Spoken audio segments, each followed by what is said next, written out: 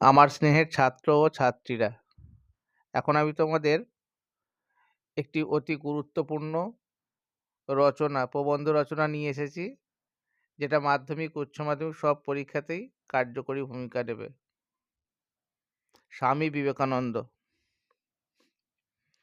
ভূমিকা: 19 শতকের শেষার্ধে যে কজন অসামান্য ব্যক্তিপুরুষ আপনার জীবনদীপ জ্বালিয়ে নবজাগরণের মহোৎসব করেন, স্বামী বিবেকানন্দ তাঁদের মধ্যে অন্যতম। 1863 খ্রিস্টাব্দের 12ই জানুয়ারি কলকাতার সিমলা অঞ্চলের দত্ত পরিবারে স্বামী বিবেকানন্দের জন্ম। তখন অবশ্য তিনি ছিলেন নরেন্দ্রনাথ। তাঁর ডাকনাম বিলে। তাঁর পিতা বিশ্বনাথ দত্ত, মা ভুবনেশ্বরী দেবী। তবে শৈশবে তিনি খুব একটা শান্ত প্রকৃতির ছিলেন না। সুগঠিত দেহ, তখন থেকেই তিনি সুকণ্ঠের অধিকারী ছিলেন। তীক্ষ্ণধী এবং পরিশ্রমীও ছিলেন। কলকাতার মেট্রোপলিটন ইনস্টিটিউশনে শিক্ষা জীবন শুরু করে দর্শন শাস্ত্রে স্কটিশ চার্চ কলেজ থেকে তিনি বিএ পাশ করেন। রামকৃষ্ণের সাক্ষাৎ লাভ। ছাত্রজীবন থেকেই বিবেকানন্দের প্রকৃত সত্য দর্শনের এক গভীর আকাঙ্ক্ষা ছিল, কিন্তু প্রাচ্য বা পাশ্চাত্যের কোনো ধর্ম নেতাই তাঁর কৌতূহলকে মেটাতে পারেননি। অবশেষে দক্ষিণেশ্বরের কালী সাধক, নিরক্ষর সাধক রামকৃষ্ণ পরমহংসদেব যখন তাকে বললেন, আমি তাঁর দেখা পেয়েছি, তোকেও দেখাতে পারি, সেদিন থেকেই আমরা এক নতুন বিবেকানন্দকে লাভ করলাম। মানব সেবাই ঈশ্বর সেবা। বিবেকানন্দ তথাকথিত কোনো ধর্ম নেতা নন। তাকে বলা হয়েছে বীর সন্ন্যাসী। তাকে যুগনায়কও বলা হয়। মানব সেবাই যে ঈশ্বর সেবা, মানুষের মধ্যেই যে রয়েছে ঈশ্বরের অস্তিত্ব, এই বিশ্বাস ফিরিয়ে আনার কৃতিত্ব বিবেকানন্দেরই। জাতিকে, বিশেষত দেশের তরুণ সম্প্রদায়কে তিনি শোনালেন স্বদেশ মন্ত্র, মানব ধর্ম, আর বললেন, ভুলিও না তুমি, জন্ম হইতেই মায়ের জন্য বলি প্রদত্ত। আবার বললেন, দরিদ্র, পদদলিত, অজ্ঞ এরাই হোক আমাদের ঈশ্বর। উদাত্ত কণ্ঠে দেশবাসীকে জানালেন, বহু রূপে সম্মুখে তোমায় ছাড়ি কোথাও খুঁজিছে ঈশ্বর। জীবে প্রেম করে যেই জন, সেই জন সেবিছে ঈশ্বর। যুবশক্তির ওপর ভরসা। পরাধীন ভারতবর্ষের দরিদ্র, অসহায়, বঞ্চিত, অবহেলিত, শোষিত, নিচু শ্রেণীর মানুষের জন্য বিবেকানন্দের হৃদয় সর্বদা ক্রন্দন করত। তিনি বুঝেছিলেন অশিক্ষা, কুসংস্কার এবং লৌকিক শিক্ষার অভাবই মূলত এসবের জন্য দায়ী। তিনি চেয়েছিলেন দেশের নারী পুরুষ নির্বিশেষে সকলের জন্য শিক্ষা। তিনি বুঝেছিলেন নারী ও পুরুষ উভয়ের মিলিত শক্তির উপরই নির্ভর করে রাষ্ট্রের উন্নতি।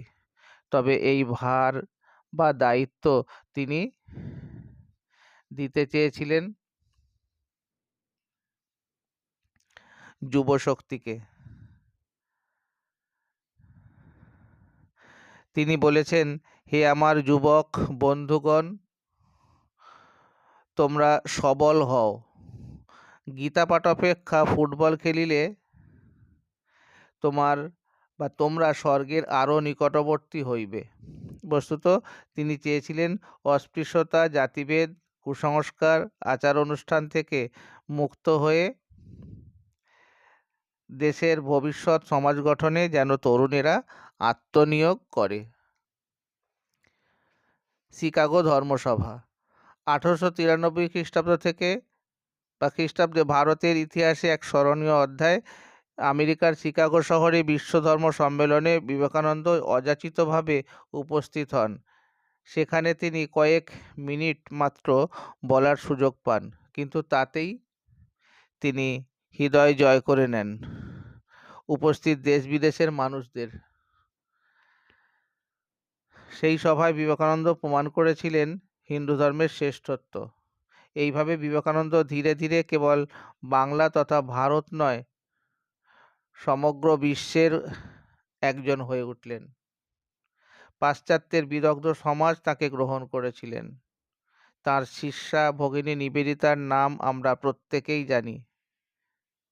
দেশে ফিরে তিনি দেশের বিভিন্ন স্থানে শ্রীরামকৃষ্ণের বাণী ছড়িয়ে দেওয়ার জন্য মঠ এবং মিশন তৈরি করেন। বেলুড় মঠ ছিল তাঁর কেন্দ্রস্থল। সার্ধশতবর্ষের কর্মসূচি ভাবতে অবাক লাগে, তাঁর জন্মের ১৫০ বছর পরেও আমরা তাঁকে শ্রদ্ধার সঙ্গে স্মরণ করছি। মাত্র ৩৯ বছর বয়সে ১৯০২ খ্রিস্টাব্দে ৪ই জুলাই তার মৃত্যু হয়। বস্তুত মানুষটির নশ্বর দেহ ১১০ বছর আগে বিলুপ্ত হলেও তিনি বেঁচে আছেন সমস্ত শ্রেণীর মানুষের মধ্যেই। পশ্চিমবঙ্গ সরকার, ভারত সরকার, বিভিন্ন মঠ এবং মিশন দেশের সর্বত্র তাঁর সার্ধশতবর্ষ পালিত হয়েছে। তাঁর জন্মদিন ১২ই জানুয়ারিতে জাতীয় যুব দিবস রূপে পালন করা হয়। আর সেই সময় তাকে স্মরণ করে যে সমস্ত প্রকল্প গ্রহণ করা হয়েছিল তার মধ্যে উল্লেখযোগ্য হল সমাজের অনুন্নত পিছিয়ে পড়া শ্রেণীর জন্য সেবা কার্য, গ্রামাঞ্চলে স্ত্রী শিক্ষার প্রসার, তাদের স্বনির্ভরশীল হওয়ার বিষয়ে সচেষ্ট হওয়া, বিভিন্ন ধর্মের মধ্যে ঐক্যবদ্ধ ও সাম্প্রদায়িক সম্প্রীতি রক্ষার প্রচার। প্রধানমন্ত্রীর নেতৃত্বে যে কমিটি গঠিত হয়েছে সেই কমিটি শিকাগোতে আর্ট অফ প্যালেস নামক যে বাড়িটিতে স্বামীজি বক্তৃতা দিয়েছিলেন সেখানে বিবেকানন্দের একটি স্মৃতিফলক লাগানো হয়েছে। এছাড়া শিকাগো বিশ্ববিদ্যালয়ে বিবেকানন্দের চেয়ার প্রতিষ্ঠা করা হয়েছে। প্রতি বছর সেই আসনটি অলংকৃত করবেন একজন ভারতীয় অধ্যাপক। একইভাবে রামকৃষ্ণ মিশনও বিভিন্ন কর্মযজ্ঞ গ্রহণ করেছেন। বিবেকানন্দের জন্ম সার্ধশতবর্ষে আমরা তাঁর আদর্শকে রূপায়িত করার চেষ্টা করেছি। তিনি চেয়েছিলেন মানুষ তৈরি করতে। Man making is my mission. সেই আদর্শের যথাযথ রূপায়ণ